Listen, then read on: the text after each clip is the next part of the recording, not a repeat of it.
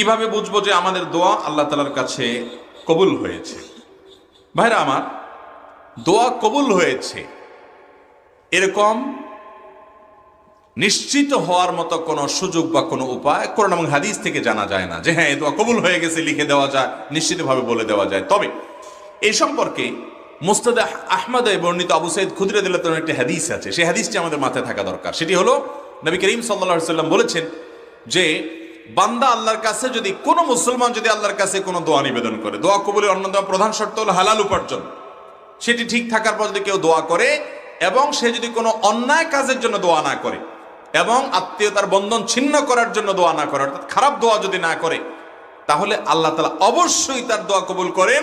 সেটার তিনটা প্রক্রিয়া আছে। এক, সে যা চাইছে আল্লাহ তাআলা সেটাই দিয়ে দিয়েছেন, হয়তো একটু আগে বা পরে।